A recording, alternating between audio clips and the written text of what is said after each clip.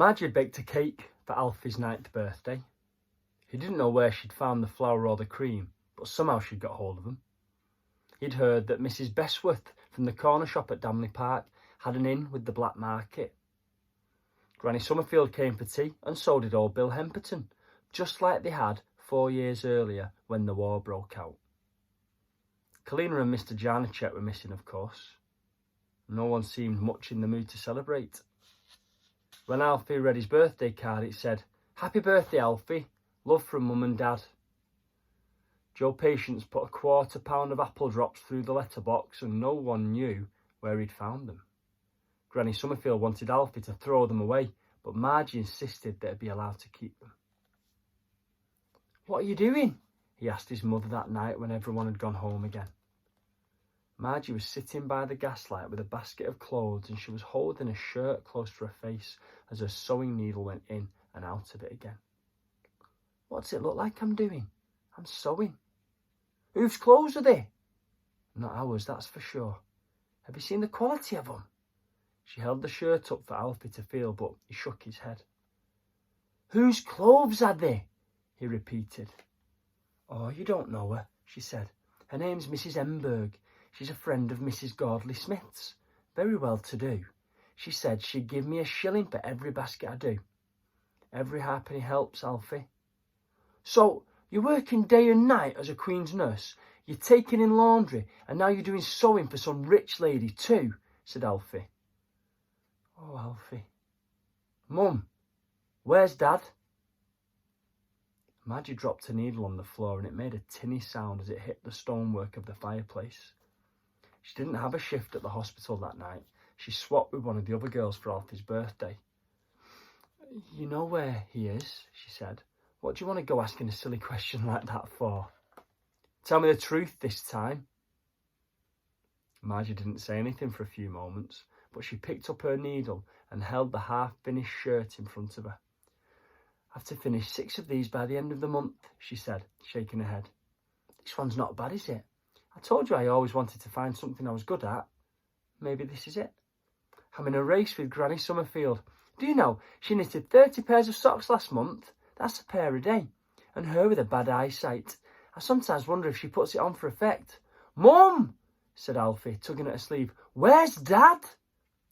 "He's away at the war, isn't he?" she snapped, turning on him now, her voice growing cold. "He's away at this blessed war." "He never writes anymore. He can't at the moment." "Why can't he?" "Because he's fighting." "Then how do we know?" "How do we know what?" "How do we know that he's all right?" "Of course he's all right, Alfie. Why wouldn't he be all right?" "Maybe he's dead." And then something terrible happened. Margie threw down her sewing, jumped out of her seat and slapped Alfie hard across the face. He blinked in surprise. Neither Georgie nor Margie had ever hit him in his life, not even when he was very small and acting up. He put a hand to his cheek and felt the sting there, but didn't make a sound. Nothing like this had happened since that monster Mr. Grace had made him hold out his hand 6 times for Excalibur and smiled when he was beating him, the purple veins in his great drinker's nose pulsating with pleasure. A moment later, Margie burst into tears.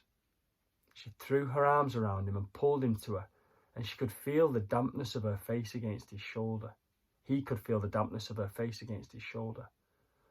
"Oh, Alfie," she said. I'm sorry, love. I didn't mean it. I was upset, that's all. I didn't mean it. Honest, I didn't." "Where's Dad?" he asked again. And Margie pulled away, holding him by the shoulders and looking him directly in the face. The flames from the fire showed the streaks of her tears along her cheeks. "What?" she asked. "I want to know where Dad is," he said. "I want to know why he hasn't written in almost a year." Of course he's written, Alfie," said Margie nervously. "Then where are the letters? You used to keep them under your mattress, but there haven't been any new ones since—" "What are you doing looking under my mattress?" cried Margie. "Snooping in my things. Honestly, Alfie, I should... If he's written, then where are the letters?"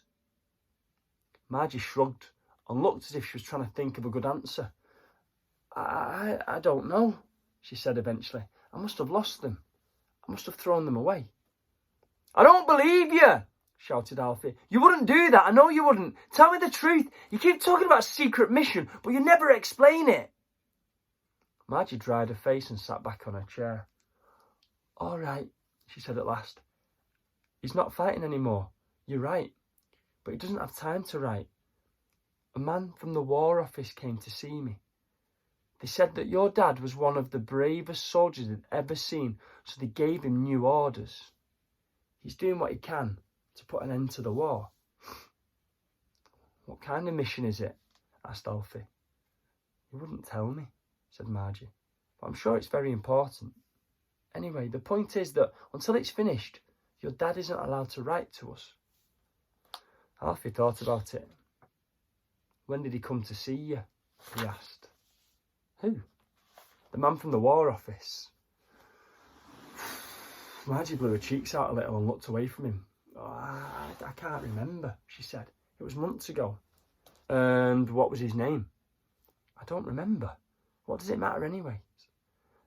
Why didn't you tell me that he came? Because I didn't want to worry you. I know how clever you are, Alfie, but you're only 9, and you were only 8 then. There are some things that... Did you tell Granny Summerfield? No, of course not. But she's a grown-up. Margie looked flustered and stood up, shaking her head. Alfie, I'm not going to continue with this conversation. You asked where your father is, and I've just told you. He's on a secret mission. Now, can we please just leave it there? Alfie was happy to leave it there. There's no point asking any more questions, because he was absolutely certain that she wouldn't tell him the truth anyway. No man from the War Office had ever called at their house. There might have been lots of secret missions going on, but his father wasn't part of any of them, and wherever he was, Margie knew but wasn't willing to say. But Alfie was certain that he would figure it out eventually if he just put it all together one piece at a time. Between then and now, however, he hadn't got much further in his investigations. No more letters had arrived, and whenever Alfie caught his mother and Granny Summerfield deep in conversation, they always stopped talking and began discussing the weather or how difficult it was to get fresh apples these days. In fact, Alfie came no nearer to understanding where his father might be until that day at King's Cross, when he polished the shoes of the military doctor and his papers got scattered across the concourse. East Suffolk and Ipswich Hospital. Summerfield, George. Date of birth, 3rd of the 5th, 1887. Serial number 14278. And that was the moment when Alfie knew that he'd been both right and wrong in the things he believed. His dad wasn't on a secret mission, but he wasn't dead either. He wasn't even in France anymore. He was back in England, in hospital.